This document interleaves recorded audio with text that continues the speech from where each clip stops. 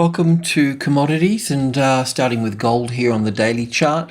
What we were looking for is from wave D here up to wave E through here from this low here, but it's not really pushing up through into the 1300 here, so that's a little bit of a concern, but it's not over just yet. So this was the 50-60% retracement level from this high here, but we were looking for an A wave, a B wave, and a C wave up here further, but it's slipping. So if we look at the 50-60% retracement level from this area through here coming back, which is about right where it is, and there would be good support on the 272 here as usual, but if this 272 became the resistance, then we would have to consider a move lower than that. The particular wave count through here I think we need to take a look at as well, as it seems to have a little bit further to go as well. So we've got basically 5 waves in here for this move here. So we've got 5 here, so we should expect another 5 over here. And we're getting those. The other point is too that these 5 here are expanding. So when we look at this get the drawing tool working, if it's working.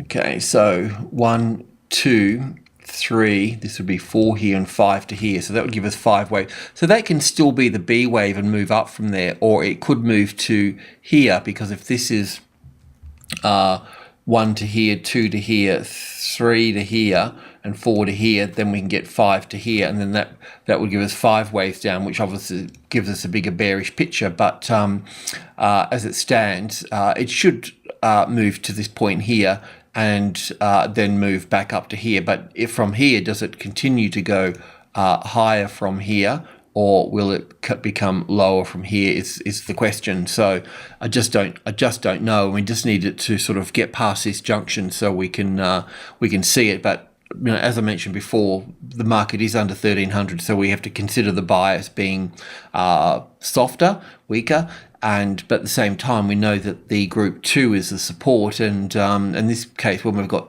272 together, or if it was 772, then it carries a bit more weight, so we can't just assume that it's going to move through that easily. So look, we just need to allow it to make its play there. But the copper market is moving down quite nicely and on track here as well. It's moved down from 310 up here down to this low here, is just in 3 waves so far. It will probably turn into 5 waves, which would be what it's doing now as such, and then move down here, and our target was the 300 or the sort of 298 sort of area here, but that would give us 5 waves down here if that's the case, and then we'll have to look for a retracement level through here. So if we just drill in here for a moment and have a look at that particular structure here, this is sort of how it's panning out through here. So far we've got the wave 1's not that clear, but this wave 3 here is quite clear. So that's fine at that point. So we could look for a wave 4 back to just above 303 is the 38.2 retracement level, and this is it here. So we've got wave 3 here. We're looking for an A wave, the B wave here, and the C wave here. Wave 4 is always, not always, but most of the time get a little bit sort of complicated and so forth. So we should see it move up through here, but if it fails to find support on 303 and then find 302, the pivot within group 1, the resistance, then it'll be going further down from that point. And it's important because gold and copper have got a bit of a relationship there, and the copper is also important for the materials sector. It's quite central to the base metals, and including iron ore as well. Right, the oil market is pretty much doing what we expected it to do in terms of retesting the 100 from the 99, but I guess more importantly as well is that the wave count that we've got down through here is 3, 4 and 5 down for wave C here. So we could certainly have a low in here, but I wouldn't call that low in until we've got a nice support on 100. So that's what we're looking for. The daily situation is deeply oversold, and we can expect that that to help lift this market up. So in one way or another, you look for long trades. The safer long trade would be above 100, but you know, trading buy and below it can do. But I'll leave that one for you. The gas market. We're 2 days ago we were looking for the top here, and we're looking for an A wave, a B wave, and a C wave, and we had that sort of panned out. But then yesterday, this move up through here was starting to look like it was going to continue to move up through here. But we also noted that it was only in 3 waves, and we'd need to get 5 waves up here, and that wasn't the case. So it stayed as 3, and now it's panning out here for wave C to move further down through to here. And yeah, so it's got a bit more to play out through here. In fact, it's got 1, 2, 3, 4, 5 to here. Then it's got this one here as well. So it is looking a little bit bearish actually. So you could probably get a little quick short in there if you wanted to. Just put a stop at 42.73 there and go down, because this is coming down a bit too far now for a 61.8 retracement level here too. So let me just have a look at this here. You know, sort of just getting a bit there, but that 72 as resistance there in trading terms would create the short trade there. The soybean market, most of the grains are peeling back quite strongly overnight, and it's good because it actually gives us the correction that we've been looking for, different commodities at different prices, but all quite large numbers. So in this particular case here, we're just looking at the correction that we wanted to have at the 1500, and it's definitely like occurring now, and it will take about a week to get closer to being sort of finished. So during the week it will just be a bit of a sort of a guessing game and so forth. We're not really interested in trading it, and even though it may come down much further, the 38.2 retracement level here is down close to the 1400 here at a rough sort of guess area here. So it can certainly come down to, and it can also come down to the 4th wave 1 lesser degree, which is even further down here. But let's just sort of see how it unfolds. I was just sort of looking at it like this here. This is yesterday we were talking about possibly going long from here and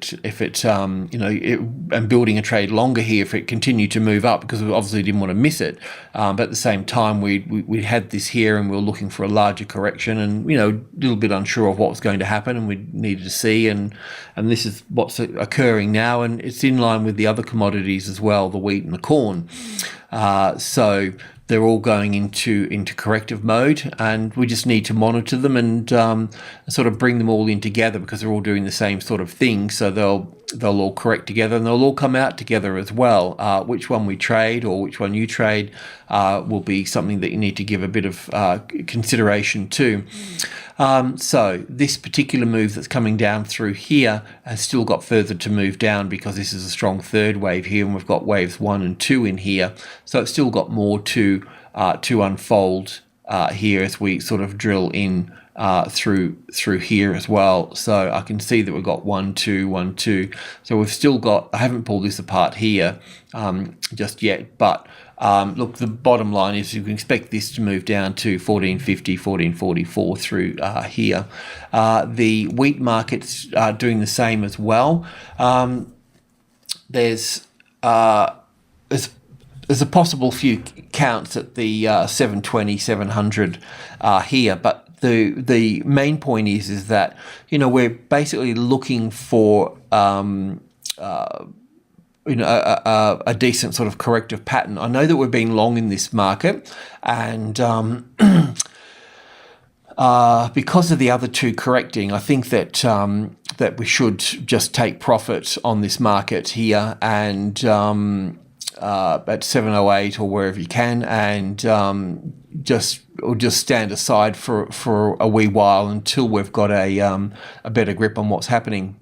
But I was thinking that the wave count looks quite good like this here, in terms of the A wave down to here, a B wave in 3 waves, and then the C wave down here. Now, it is true that, we're talking about it, that that this market could move up further as well, because what we were doing yesterday or over the last week is counting 5 waves up through here to 720, which we did up into this area through here, the little 5 waves we were counting. So we knew that we're hitting a top here, and we were looking for a retracement level of 690, the 61.8 retracement level here. And it may just do that. It may just give us a 3-wave structure to here and then move off from here. But, I think that we need to take what's happening in soybeans and corn on board as well. So, originally we had wave 1 here, and then the A, the B, and the C here for wave 2. And then we were looking for, up for 1 and back for 2, and basically building to the upside in impulse waves. But, this does count quite nicely as an A and a B and a C wave here. So we've really got to put it, we've got to put it on, on the table. And that means that wave C would be in 5 waves coming down through to here. So look, the simple fact is I don't know which one is correct. But because of the other markets, the wheat and the corn are correcting, then, we should, consider this possibility of this moving down through here.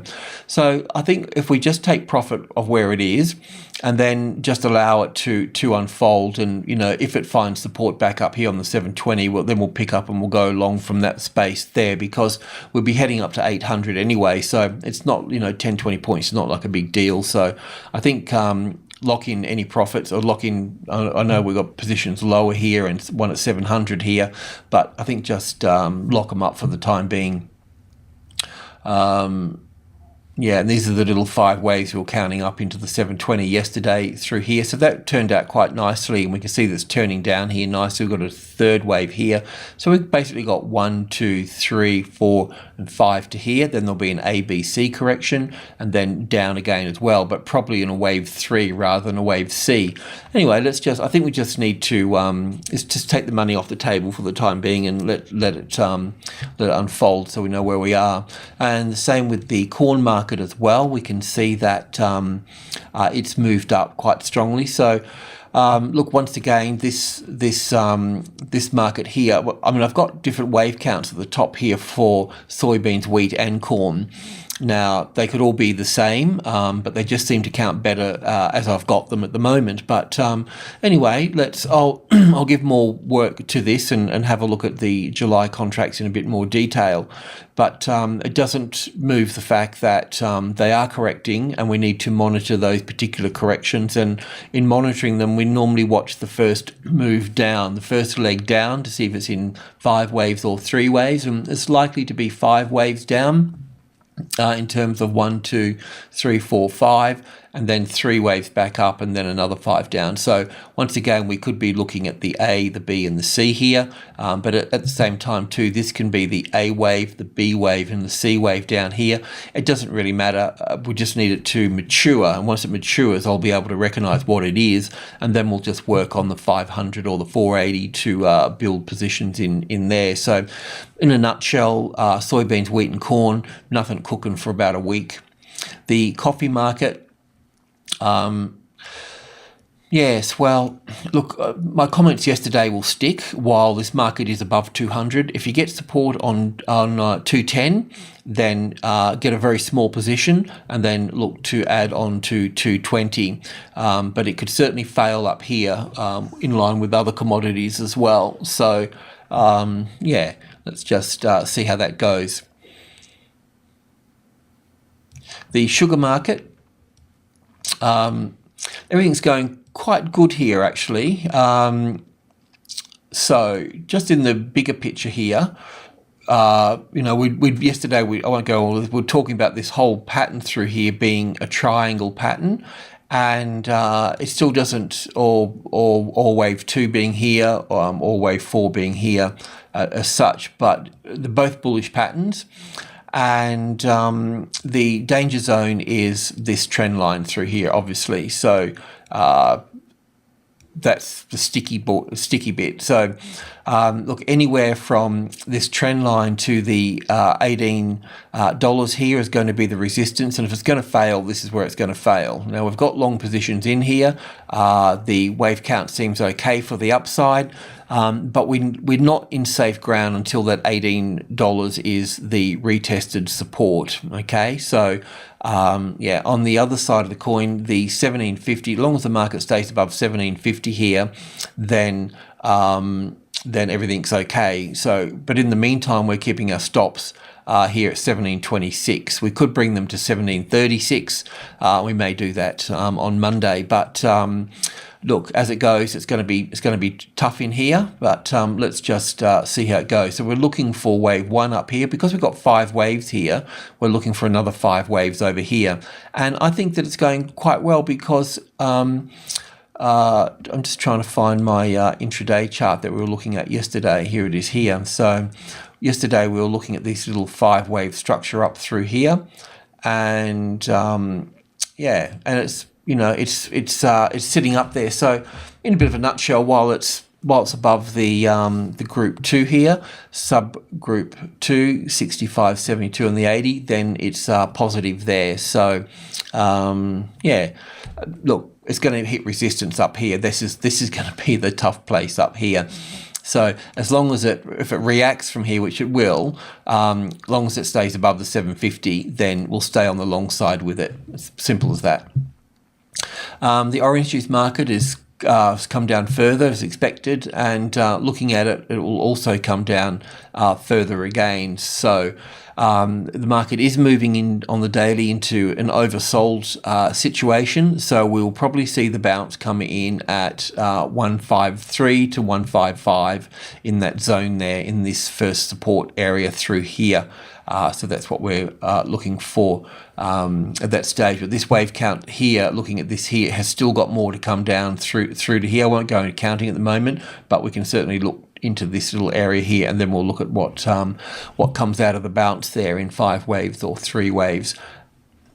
Alrighty, that's it. Cheers.